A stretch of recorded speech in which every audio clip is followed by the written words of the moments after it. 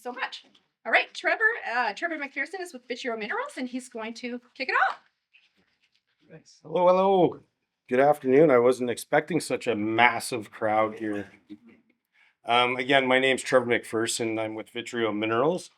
I'd like to just acknowledge that we are on Treaty 8 land here where we do work and play and where our business will be hoping to take off from. Bit about myself. So I take care of business development with Vitreo Minerals. As I'm sure a lot of you in the room have seen me around Chetwynd, be it at any of the events or chainsaw carvings or whatnot.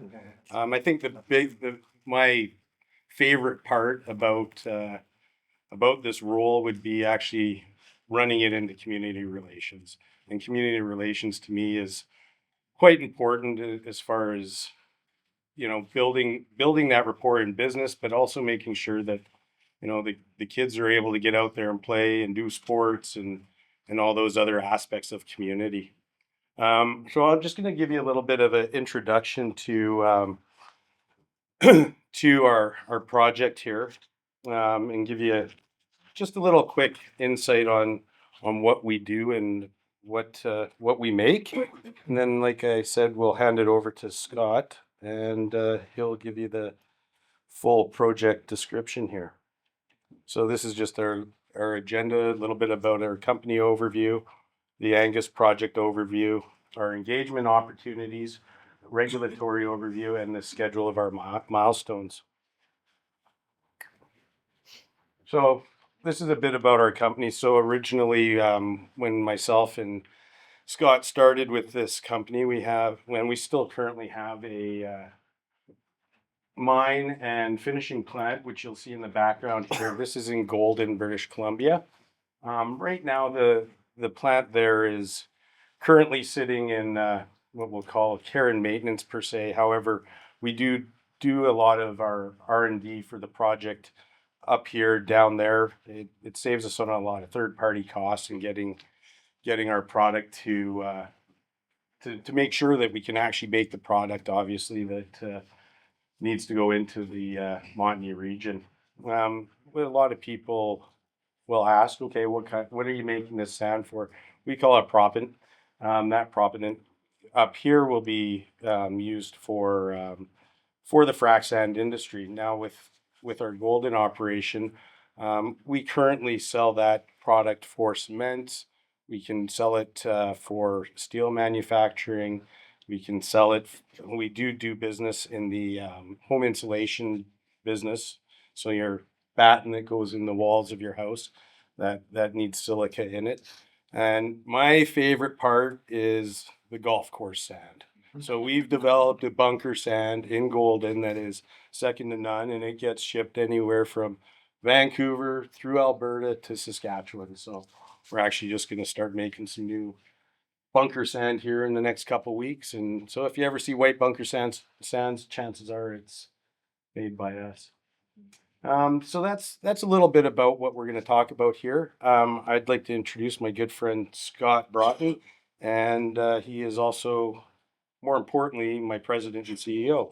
Good job, Trevor. Thank you. And thanks, Naomi, and the chamber. Great attendance. Trevor and I have never done this before, the tag teaming, so if that felt a bit rough, I did a good job. It's because we haven't figured out how to make this jive properly. Trevor missed out on one of the other things is we've done a lot of research on solar glass panels with our silica out of Moberly, so that's a thing that we're excited about the possibility of doing. And indeed, our Angus project could one day do all these other material types as well. But we are focused for Angus to deliver proppants up into the Montney, and you guys are all familiar with that, I'm sure. It's a very large quartz arenite. That's just a simple geological name for what looks like a sandstone. We have to drill and blast it. We have to process it, liberate grains of sand. We're going to show you a couple of maps, and then later on there's also a map here if you wanted to see where the project is located. And we're going to do this at two different plants, a raw sand plant, a finishing plant. Again, we'll be touching on some of these maps in a second. I think you went too fast. Slow down. Slow down. And again, proppants, that's the biggest single market as we see it up here at the moment, are in pretty big demand. They're coming right now all the way from Wisconsin. So Donald Trump has actually helped us all focus a little bit on what's a good opportunity, and definitely this is one of them to supplement or complement material that's coming from great distances right now. Some of you might be familiar with the Source terminal for here, for example. In Chetwynd, there's a lot of material that's coming up by rail from Wisconsin and being distributed from these terminals. Go ahead, Trevor. So a local source of Tier 1 province, the Montney Basin, you guys know where we are. Angus is just north of Prince George, about 60 kilometers.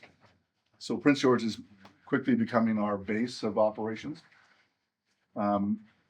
There are lots of companies active in the supply of proppants and frac sands, and not only in its mining in Wisconsin and some in Alberta, but there's many involved in the supply and logistics around that. Some of the names are Source, Badger, Athabasca Minerals, Liberty, for example. There's many, many players in this space. And it's all because this is turning out to be a pretty dramatic opportunity for gas and oil, liquids development. It's going to last a long time. And the magic to this is the development of LNG on the coast, right? So first shipments of LNG mid-year, it's going to be a real milestone for British Columbia. The security, you're going too fast, man. You really want me to go faster? I don't know. The security of supply is important to all the folks that are active in this area, and have a map that shows some of the E&Ps. So there's everybody from Shell to ARC to Ovintiv, Petronas. It's a lot of investment going into the development and completion of these wells, and frac sand is a critical component to that. So security of supply is important at the moment because right now it's all coming by one rail line that's CN and then gets delivered. There's a quality component to the material coming from Wisconsin, which is different than what's available locally in Alberta currently. And a lot of the Alberta materials staying in Alberta for completions there. It's a significant cost. This single piece of the transport is roughly 56% of the delivered price of the material, right? So if we can overcome that, recover some of that cost in an operation in BC, then great for us, right? Reduces a lot of greenhouse gases that are being produced as well on that transportation. I'm just going through the list here. We're going to make use of BC Hydro clean energy to do this processing, to do some of the drying as well of the material. We're going to have lots of local employment opportunities, both during construction and operations. We'll touch on that towards the end. Lots of opportunity for Indigenous nations within Treaty 8 as well, both in the mining, contracting, and delivery components. And we're pretty proud of some of the conversations we've already been having with Treaty 8 folks about what those opportunities look like. There's the Montney in the background. So there are some of the planned completions in that column for ARC, Terminating, Ovintiv. We mentioned those already, but it adds up to a lot of sand. Over 7 million tons of that material is being imported right now to do this completion work. And at today's prices for delivered sand, that's about $1.3 billion. This is a pretty amazing and massive market. And it's, as we get the LNG component of the story working, that's going to be a long-lived demand for these sands, right? So we think it's a pretty awesome proposal as a mine development that will be long-lived. Go ahead, Charles. Sorry. There's a simple breakdown of what some of these costs are like, and we're happy to share this deck if anybody's interested in our analysis of it. A lot of the sand supply and delivery is coming from private companies. Source is one of the only exceptions, and we've had to go in and try to understand and unpack where the cost and pricing opportunity actually exists. But right now, it's all being delivered, averaged out for about $205 a ton. In some places, that's as high as $225, $250.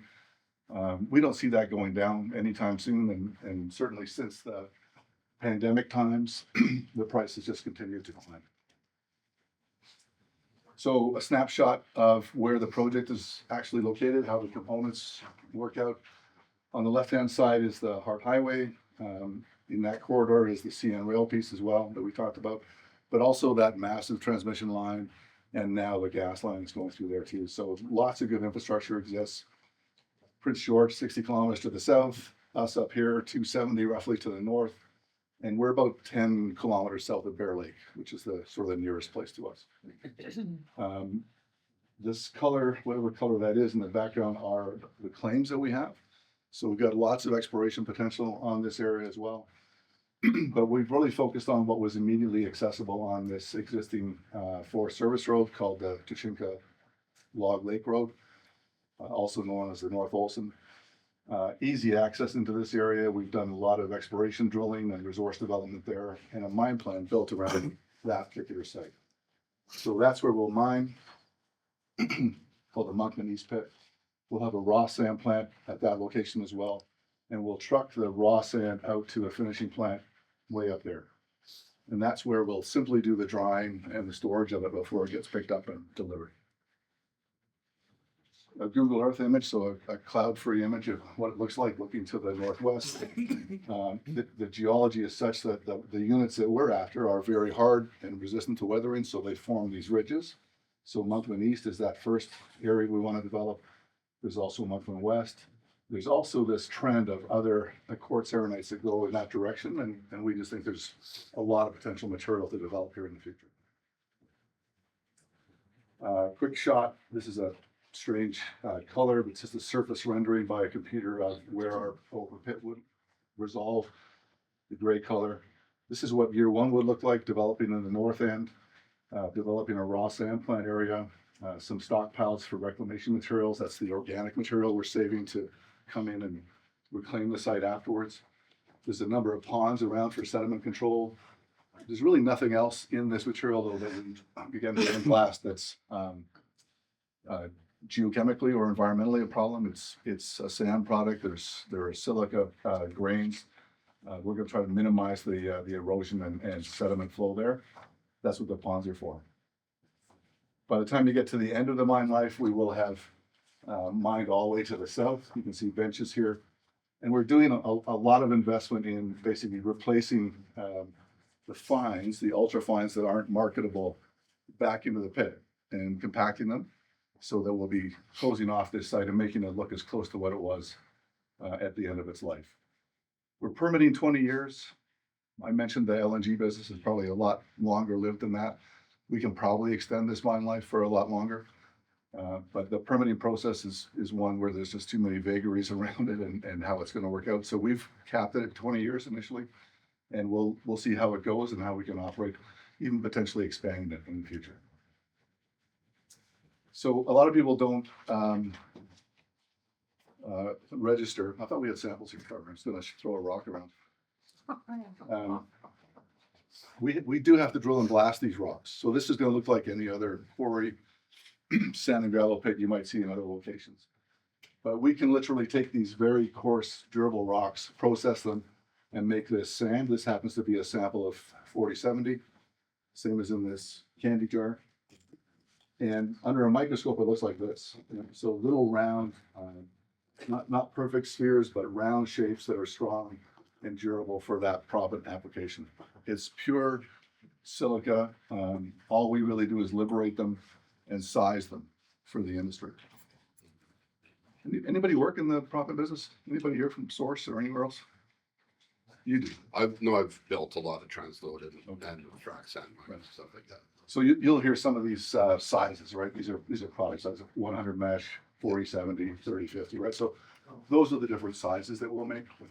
I think the jar has 4070 and it doesn't. Trevor? Yeah. So a couple of slides that just show. Sorry. Now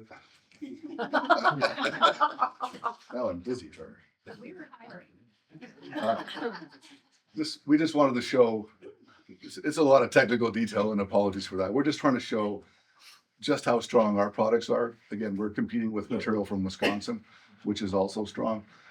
So this will be the strongest frac sand available in Canada, from Canada, right? And that's one of the benefits of our processing technique.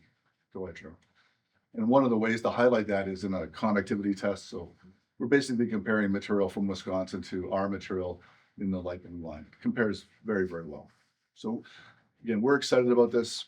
as Trevor mentioned, we've got a big commercial plant in Golden where we've taken large scale samples down to process and test.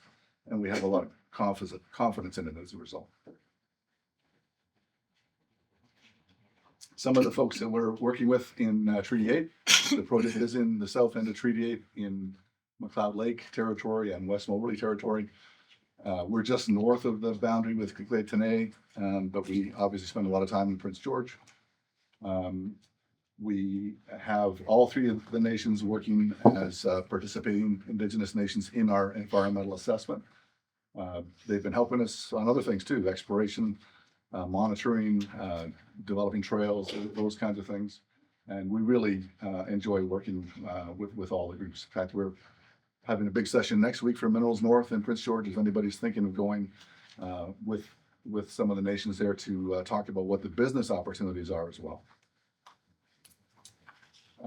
Takes a lot of work to get through an environmental assessment, and I can't recommend doing this ever. It takes a lot of money and a lot of patience. So we did our exploration drilling just to prove a resource and size and scale and test work. And pretty quickly we decided we should commence the work required for our EEA. And that's a baseline program. So we've had Stantec Consulting help us with everything from aquatic field programs to terrestrial programs to geochemistry, everything that you might imagine that's required for a baseline study has been studied for the last 3 years. You need a minimum of 2 years to go into the EA process. All of it is essentially used, all this data is essentially used to characterize the site as it is now, pre-mining. We do a whole bunch of modeling on all these different disciplines to understand how the mine might impact and affect the environment there. And then we go through very large technical advisory committee sessions and look at provincial guidelines for qualities of things, whether it's water or air or other things, right? So just a lot of work before you get to an environmental assessment certificate, right? We're hoping that's the end of this year. So we've spent lots of time and far too much money to get to that. And so we'll have a big party somewhere at the end of the year. That's not the end though, because we also have to do joint permit applications for mine development and also environmental permits for effluent discharge. Go ahead to the next one, Trevor. There you go. There's the other authorizations we need. So environmental management for effluent discharge, that's the water, any of the contact water that hits the mine and then leaves the mine. There's also Water Sustainability Act authorizations. There's all kinds of things that are also required once we have a certificate. And we're optimistic that that might come to us, all of those pieces, by the middle of next year, right? So guys, we've been in this for 6+ years, right, to try to get to here, and that's fast. Hence my recommendation not ever to do this. Bit dated now in this list, and we need to fix this, Trevor, but we did get all the way through first of all, the sharing of the initial project description. Part of the new EA process is what's called early engagement. So we're supposed to go out with our conceptual plans and engage with Indigenous nations, but also communities and get feedback and hear what some of the initial concerns might be, do whatever refinements. And we had several refinements to make before we launched into a detailed project description. That ultimately gets a thumbs up from most people, allows the EA to go into a readiness decision, process planning, and then a process order. So that was all the end of last year. Major milestones, that was great effort and work that we did there. The draft application is currently in preparation, right? So we have a draft application which is out for review, and we're expecting comments by next Monday on all of that. We have another month as a company to respond to all of those comments to this very large technical advisory committee. In the meantime, we have open houses, and I'll hang that up there. So he's holding up a sign for open house in Bear Lake on the 13th of May. And then there's a virtual open house the following week. We're inviting everybody, the EAO is inviting everybody to provide comments online too, if you would like to comment one way or the other. We'd love for you to do that. One of the problems with a project that's not it's not a gold mine, it's not a diamond mine, it's a quarry, right? And so part of our story has actually had a problem. It's not contentious, it's not anything that anybody's really uncertain about, but it's also not sexy. And it doesn't have all of that, metal mine stuff that goes with it. So we would love people to comment and say what a great idea this quarry is, or any other concerns you might have directly to the EAO. So there's an address there and So on this. one of those codes, Table QR a code. QR code there if you want to just scan it. So that public comment period opens on Monday, right? And it's open for a month. And I think I've been through the rest of this calendar. We're hoping that we might actually be able to get that certificate by the end of this year. Again, going back to thanking Donald Trump for something, he has spurred our politicians into more action on projects across the country, not just in BC. And so there is an interest in trying to accelerate this, and it's aligned really well with the LNG story, obviously. There's a great summary of what it is that you're all aware, I'm sure, but there's been a massive investment on the coast, right? Canada LNG Phase 1, the pipeline that went across. The total there is $54 billion, and that was, till recently, Canada's single largest investment. The whole country, I'm staggered by that. There are many others that are under construction, FID pending, certificates pending. Lots of talk about the potential for LNG on the West Coast, obviously, and all of it aimed at potentially better partners in Asia and away from less good partners like Donald Trump. Can't resist talking about Donald Trump. And so really that brings us to opportunities. That LNG is going to be with us for a long, long, long time, right? We're talking about a 20-year mine life. Maybe think of that as an initial mine. Maybe it lasts longer. Maybe it produces more with amendments. Maybe it gets expanded over time. We see by 2026, I think is the number, that the sand demand here in the Montney will be around $2 billion a year, right? It's a massive market, and the local community should be all benefiting from this, right? It's a massive opportunity. We didn't talk much about jobs. Sorry about that. There's about 150 construction jobs over the course of a couple of years. There's 150 jobs in the operation, just in the operation, making the material. There's another 150 jobs in the delivery. So that includes picking up from our site and last mile, and quite a bit of fuel.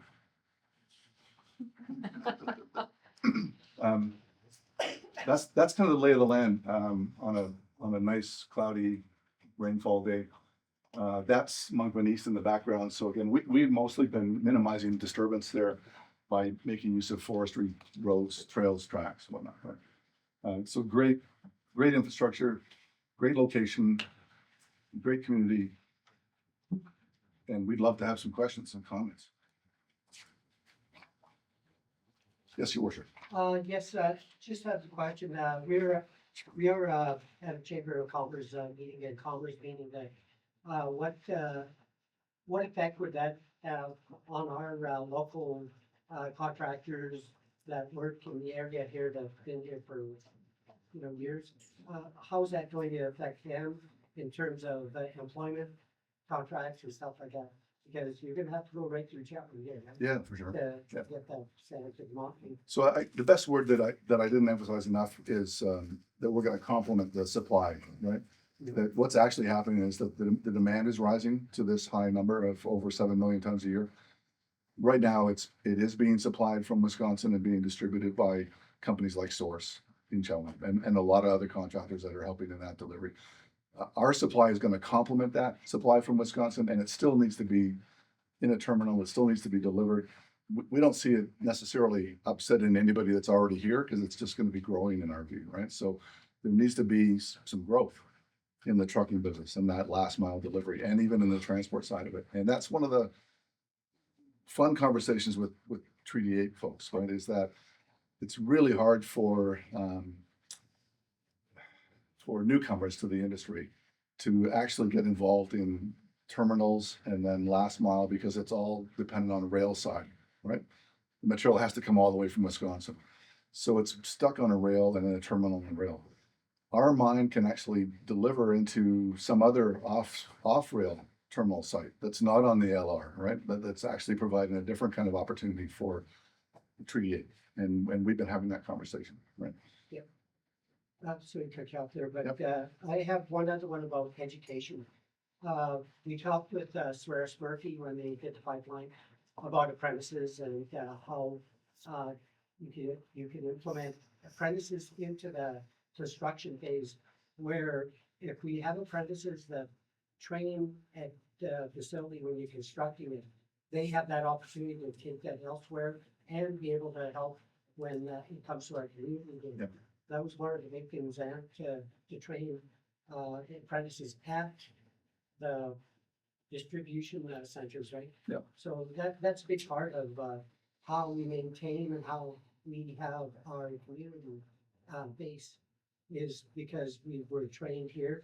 Right. We play here and we live here. Yep. So that's one of the things about education. All really good points. There's another moment to that thought, which is that we don't have to import any special workers, right? We're not SpaceX, right? We're not trying to launch something to Mars.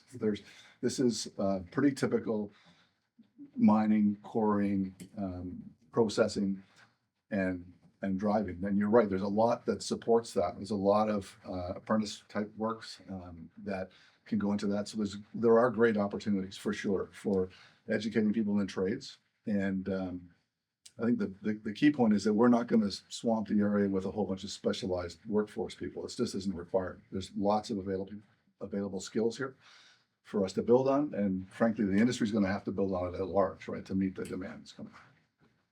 And I think like we touched on, this mine, we're hoping for it to be generational. So, it could be our kids, it can be our grandkids, and who knows where that ends, right? So we definitely want to make sure that we have the right people and the up and comers as well. That's part of the community engagement. Yes, sir. You flashed through your site map pretty quickly there, but I was just curious as to how far north your permitted property comes presently.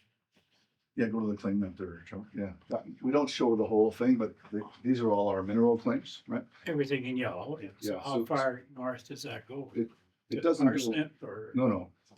It's about 40 kilometers. So it goes to Okay. about Bear Lake, right, at that latitude, and then it comes south about another 20 kilometers from here. Okay. Yeah. Okay. I'm not sure if you can see There you go. this far, but you can see right here on the map. Yeah. I'll look at that one after. Yeah, please. One of our thoughts in having so many claims, that it's quite a large property area compared to the mine area, the mine footprint itself, was trying to preserve the opportunity, right? Because we know the same geology trends in that direction. We're just trying to protect it as a Great. the first proponents of it, and not have somebody rush in and stake next door to us and try to compete with us there. So there's a bit of business protection there. It doesn't mean to imply that we're going to be mining all the way up and down this thing. Can you explain more about the transportation and delivery rail loadout locations and how that's gonna look in terms of trucking and opportunities here? Yeah. Was there a good slide, Trevor, that shows? I might have to just wing it. If that's Yeah. okay, without a map. That one. Let's go back to that.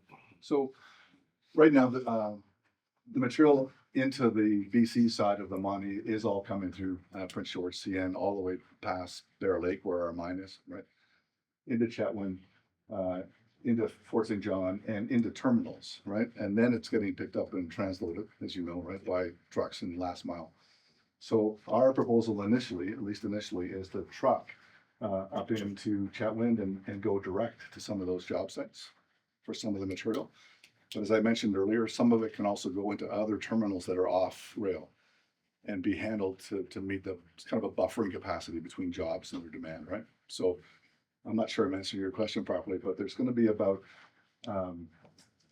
60 trucks that are taking material up here daily, right? And bringing it either into Chetwynd, potentially into the source terminal. We don't know. Potentially into other terminals. And right now, our view on actual delivery distances is that we could deliver north of 101, right? And we could deliver as far as Dawson Creek and still make a cycle trip back to our mine. Okay. Does that help? Somewhat, it's just, there's a lot of opportunity in Chetwynd for trucking. I don't know if you're aware, recently, a lot of our drivers lost jobs due to the coal haul kind of ending on the highway. And so we saw kind of hundreds of people become unemployed right before Christmas. Yeah. And I think that, jobs for our people is really what we're looking for. Yeah, no, it's sad on the one hand, but one of our big concerns, and I think the industry's concern, oil and gas industry's concern, is the availability of drivers and trucks. Like there is so much material being forecast to be in demand. How do you get it all delivered, and where are all the drivers for that? It is a big concern. So I say optimistically, right? There's a pretty terrific opportunity to deliver 2 million tons a year from this mine, all by truck initially. Mhm. Yeah, and if we do ever merge onto being on rail as well, it still would need to come to Chetwynd, right? To go from there the same way it does now. Right. And so are you saying that the frac sand facility in Chetwynd, that material is all coming out of Wisconsin? Yeah. The MTBA stands for megaton per annum or something? Metric tons per annum, yeah. Oh, Metric tons. and that's the production rate that you guys are anticipating? No, that's currently well, in 2023, that was the market demand in the Montney. Oh, okay. All those E&Ps were pumping 6 million tons a year. And so what's your anticipated production rate? We're permitting a 2 million ton a year operation. 2 Right? million tons per year. But to be clear, that's not static, right? This number's already gone to like 7.5. Yeah. And by the time LNG Canada starts, it's going to be going to 10 and 11 and 12. So that's our thought about complementing the supply currently, right? And the start date that you plan for right now? Pushing on a string right now with the environmental assessment, but that's the first thing, end of this year. Other permits by the middle of next year, and our FID would be around that time. It's about a $300 million spend, right, to build it all. Yeah, so let's start of 2027. So production maybe in 27. We've got a few years to get ready. It's gonna happen fast. Yeah. So if you guys do use a rail, and as you know, this rail around here is kind of shot. Yeah. Is CP or CN or whoever runs through here, are they gonna fix some of these lines just so you can run more than 25 cars at a time? Don't know. I mean, we meet with CN kind of annually at the resource forum and Yeah. and other places. We just haven't. We don't get traction with a big player like that, a big monopoly like that, until we have a certificate. So we haven't really entertained the thought of that. Right, so you guys aren't really planning on building a big yard or? I think Sense. the expansion idea, right? The expansion idea, you might have to think about that, but we're not there yet. You guys are planning on 2 million tons of, Yeah. probably drop from there if it's. Once we prove of concept, right, Yeah. that our yields are there and everybody likes the material, then yeah, there's lots of opportunity to amend our application, but there's more time involved with that, right? Like to make amendments to this 2 million tons a year is gonna take more Oh, years. yes.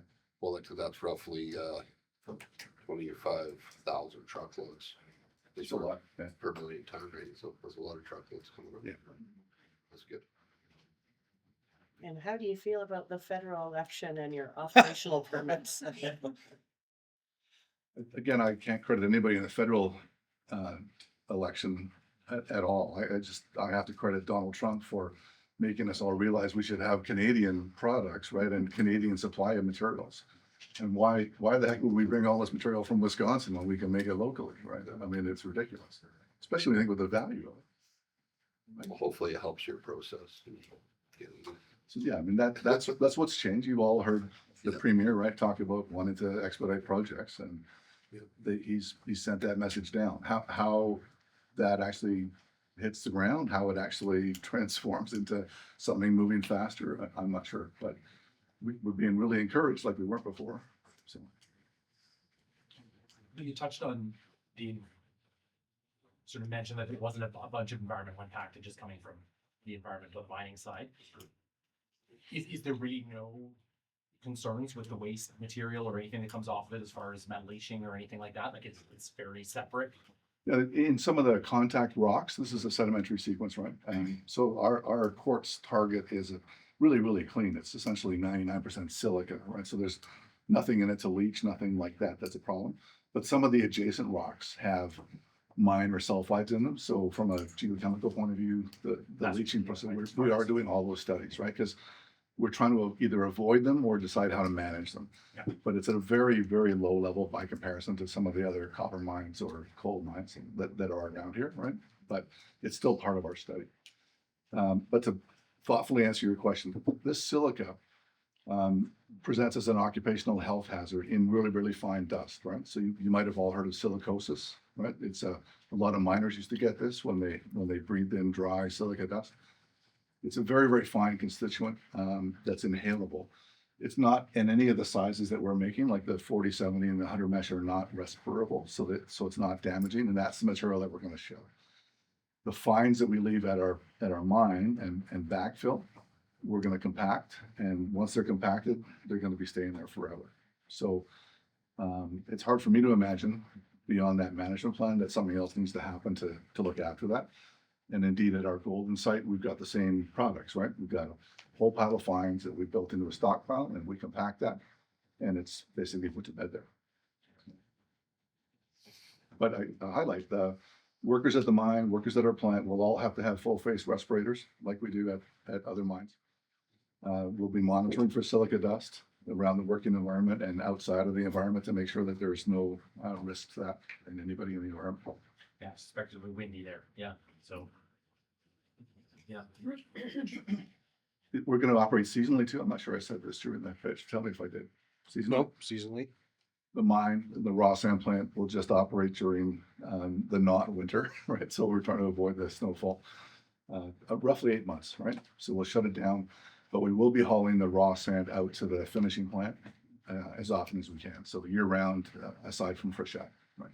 And the finishing plant doesn't, I think you touched on this, it doesn't include a rail load out currently. Not currently. Just a question about the material itself. When you open up a seam, are you anticipating crushing, or do you anticipate some loose material that is ready to be? No, it's all hard. We have to blast it, right? Yeah. That's how tough it is. And if you bang a hammer on it, sparks will fly. It's a really durable rock. It still amazes me that we can liberate all those grains of sand and not damage them as well, right? As a mining guy. However, yields are really good on that, and all the material will be drilled and blasted, hauled to a primary crusher, like any roadside crushing that you've seen at a quarry. And then it goes into our plant, which isn't a proprietary technology, but it basically just impacts particle on particle until it breaks down into that sand. There's no chemicals, no nasty things that are required there.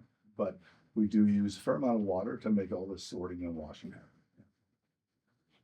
Things in my mind, I'm thinking about like recycling facilities and silicon production on the solar panels. And like, there's a ton of potential here to develop like a closed loop supply chain. But yeah, it's just hard to understand what kind of material it is. The solar panel stuff is a great story. The single biggest problem is not Donald Trump this time, now it's China. Like China makes 95% of the solar panels, right? And we buy them in Canada to install them. And in some cases, we send low iron silica to them to make them for us, right? So we have to get our head straight on some of this, right? But this is a potential source, but the development of a furnace, a glass furnace, float glass, I think is what it's called. Anywhere near this would cost like another $500 million, right, to put it into play, and then you've got the ups and downs with supply and demand from China. So. Thanks for clarifying the background. Yeah, no, well, like Trevor said, we're excited about the other things we can make, right? And as much as Trevor likes golf, there are other cool things to do with this material. We make a lot of silica from Moberly from our Golden plant. It goes into making cement, right? Both for Lafarge and Lehigh. And you can compete with Donald Trump's golf courses. There you go. Special traps. Probably nicer. Are these the only two that you guys have in Yeah. Yeah, look what, get on in Manitoba or anything. No. No, we follow those stories, but they all have similar infrastructure and logistics problems, right? So, and actually the sand and gravel and concrete business is really a good analogy, right? Like, you don't build a gravel pit to make a concrete plant to build condos in Vancouver, in Wisconsin. Yeah. Right? That's true. You don't really want to transport this stuff so far, right? So going to find a local source of this material is something that I've been involved with for about 15 years, and been waiting for the Montney and LNG to actually start so that we can have an appetite for investing in it. No, it's great. Yeah. And did you name your golden property after our lake? Way before my time, but absolutely, yes. He was actually a pioneer of the region. Good question. Well, thanks, everybody. That was great, great interaction. And thanks, Naomi, Nice. again. Thank you. Wonderful. So.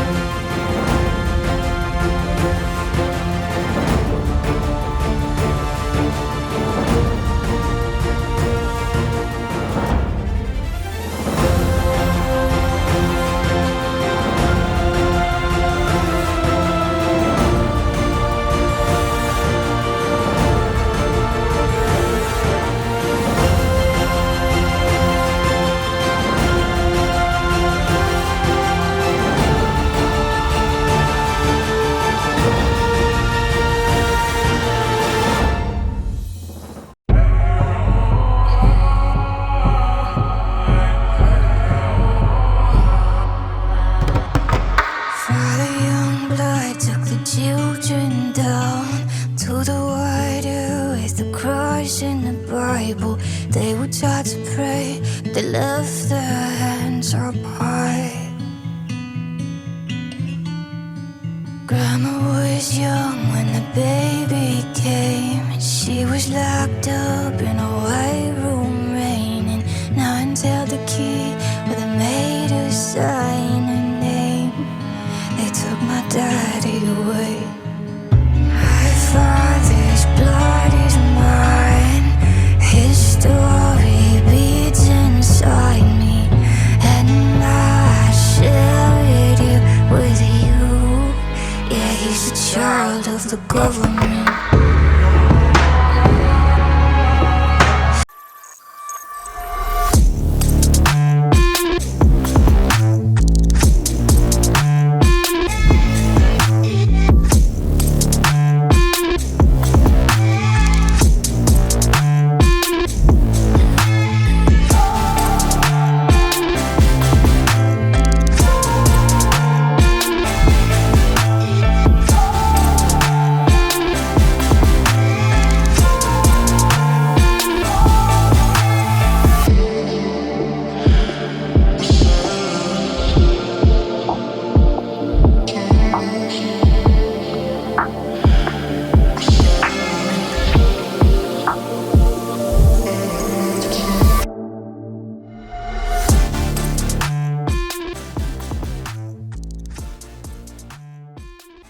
let's start off with, I guess the vision that you guys saw by the time you were in council 7 years ago with this building. What was the vision of this building back then?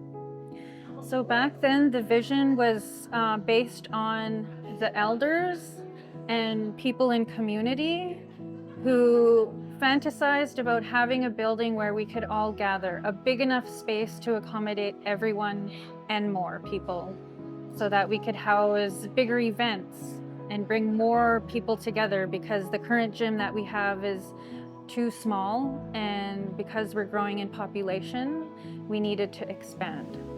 What was it like when you guys decided that, you know, you were going to go ahead and do it? Like, was there excitement? Were people nervous? What was that journey like?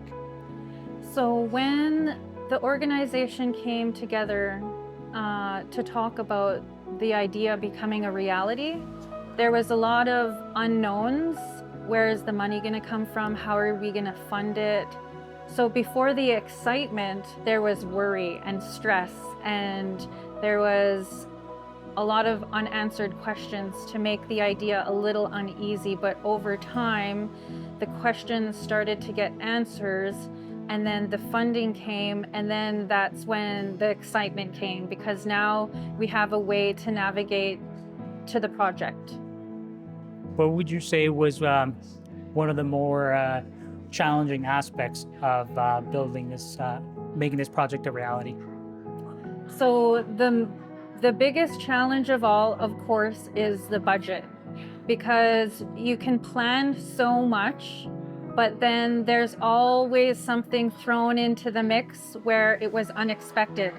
So then you have to accommodate, you know, the budget and figure out, how do you navigate this cost that we didn't foresee?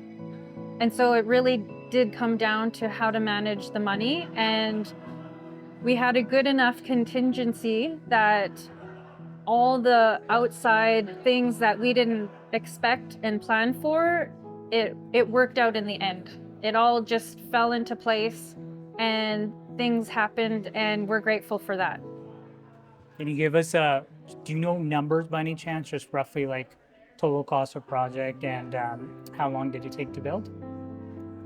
So the build took 3 years, 2-3 years. And the funding came from 3 different pots.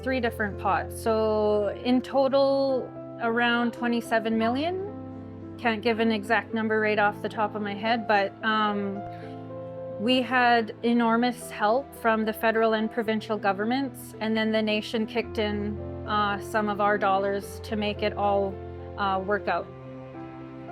And when you look at the building here today, what does the building make you feel when you look at it? Connection. It's all about connection. It makes me feel so happy that we have a place to connect, because that's what this building is all about, is so we can bring people in, we can share, we can eat food together, discuss different things, and connect.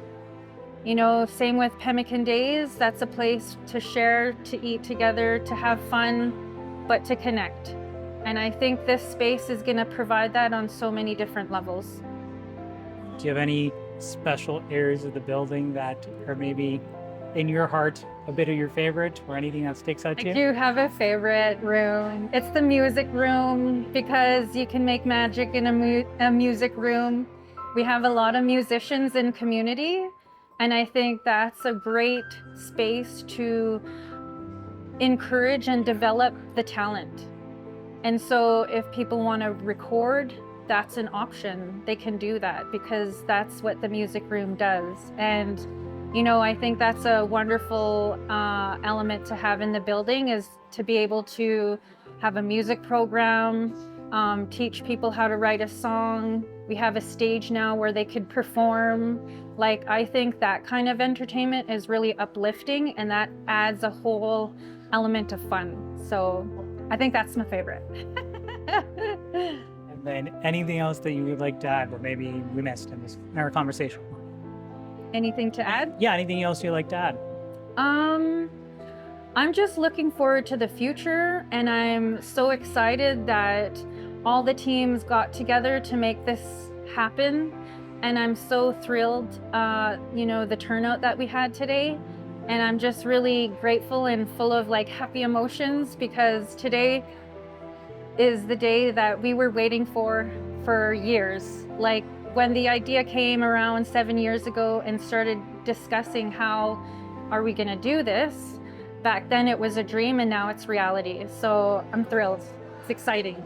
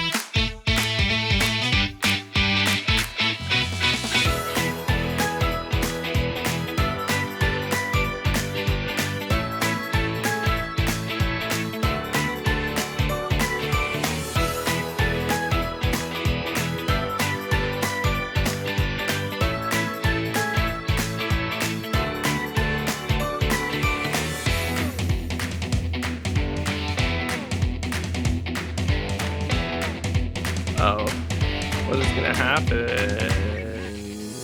A gold armor skeleton!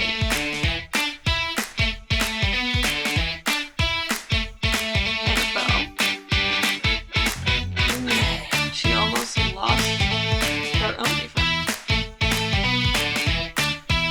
No.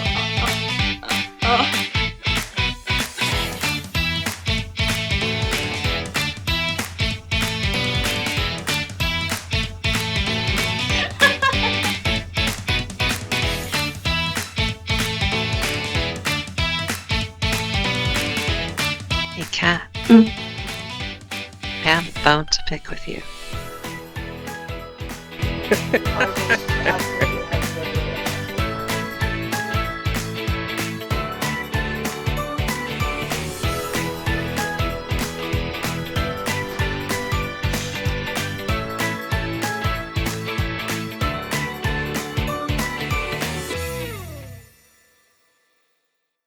Welcome to Chat TV Gaming.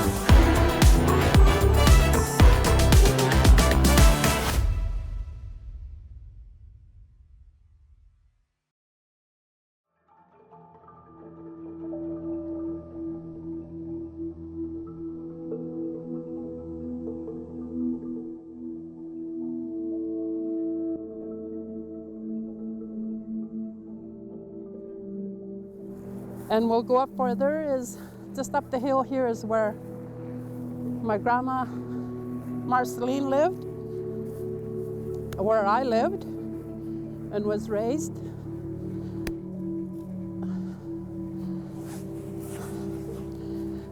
I'm trying to figure out today, I think we moved here in 1960. Everybody, we squatted up here. Nobody owned their properties.